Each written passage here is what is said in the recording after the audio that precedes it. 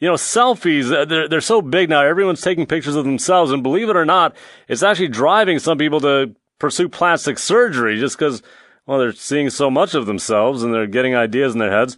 To talk about what you should consider before going under the knife, we're joined by Dr. Rohrich. He is the author of the book, Navigate Your Beauty, Smart and Safe Plastic Surgery Solutions. Dr. Rohrich, thank you for joining us this evening. It's a pleasure. Thank you. You're an internationally renowned plastic surgeon. How many surgeries do you think you've done, would you say? Oh, I've done probably over 10,000 plastic surgery procedures in all kinds, head and neck and facial and body. And do you think all these selfies, the fact that we're all looking so much at ourselves, do you think that is kind of driving people into considering this stuff? Well, I think it does give a very humbling look at somebody because the selfie is usually shot from the bottom up, and that makes everybody, even somebody who's not necessarily that old, to look a little more sagging than they normally would. So I think it actually drives people more towards actually thinking about doing not necessarily plastic surgery, but maybe Botox or fillers. But I think when they do make the choice, they need to make sure that they find a real plastic surgeon, and that's really what our book is all about, navigating your beauty. You say shots from the bottom up. Should you hold the camera up above your face to get a good shot? Yeah, if you hold it up a little higher, it makes you look a little better and a little further away. Well, yeah, I guess your arm can only go so far, though, right? That's right. You have to put it down. So 10,000 surgeries. What have there ever been complications involved in the work you've done? Oh, of course. Plastic surgery is an art and a science. And so, real plastic surgeons, we operate in real operating rooms. We have real benefits, real risks. And I think that's what is not always shown on these extreme makeover shows or these reality shows. And plastic surgery is real surgery. And that's why you need to make sure you get a real plastic surgeon if you're going to consider having any type of cosmetic procedure. Like when we're talking about complications or issues, like what kinds of things should people really be aware that they might deal with later on? Well, I think, first of all, to minimize the number of complications, which is normal in any surgery, I think, first of all, you need to find somebody that's a real plastic surgeon, which means that they are board certified by the American Board of Plastic Surgery, that they actually do this surgery a lot. I call it the three magic questions. They do the surgery a lot. Do you do this at least once a week? How long have you done it? And are you an expert? Are you respected by your peers? Like I'm speaking now at our rhinoplasty meeting in San Francisco in teaching others. So are you an expert? Do you have the experience? And then lastly, can you show exceptional results? So if you do those three things and ask those three questions, you probably have found a real plastic surgeon, and then your risks go down significantly so.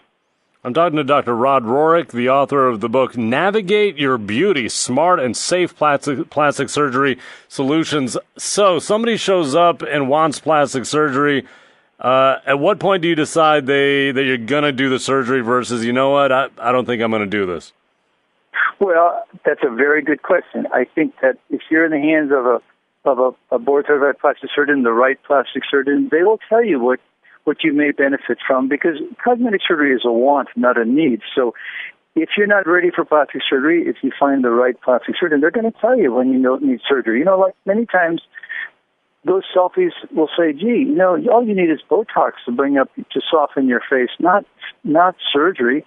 And so you have to use the right judgment. Often, especially in patients in their 30s and 40s and 50s, they don't need surgery. They probably need skin care. They probably need fillers or Botox. So it's really, the key here is finding the right surgeon to give you the best advice to keep you safe. Okay, well, would you give me a percentage of the times you've told somebody, I'm not going to do this surgery even though you want it? No, I have an international practice in plastic surgery, and I say no to people 2, 3, 4 times a week, and I'm a very busy plastic surgeon, because I'd rather tell them and be upfront and honest about what I cannot do versus what I can do, and also what I should do. So what do they say? When you say no, how do they react?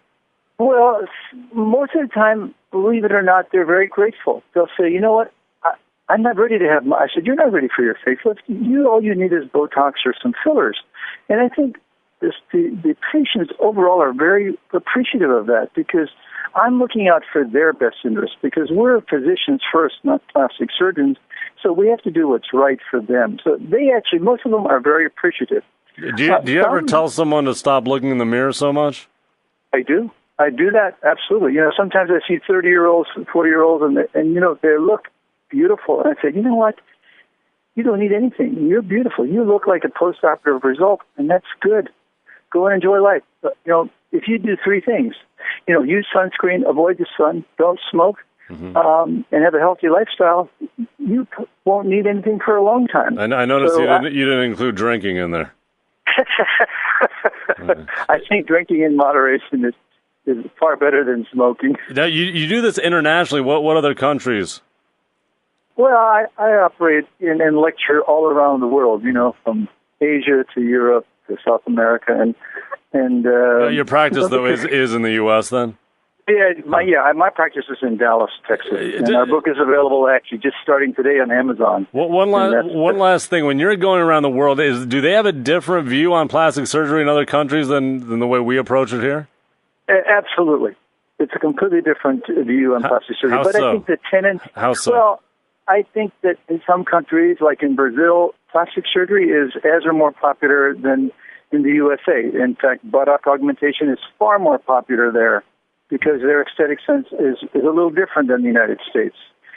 And not necessarily good or bad, but they have a different sense that buttock augmentation is a better sign of beauty. But it's regional, and the focus in Asia is doing eyelid and nasal surgery. So it's different, but the principles of being a good doctor first are the same. Okay. And that's what comes out in this book. Has a man ever gotten this buttock augmentation?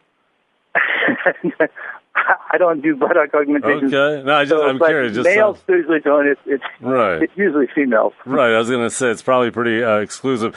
Dr. Rod Rohrich, author of the book Navigate Your Beauty, Smart and Safe Plastic Surgery Solutions. The website navigateyourbeauty.com. Internationally renowned plastic surgeon. Thank you so much, and hope we can talk again. You bet. It's my pleasure. Thank you so much.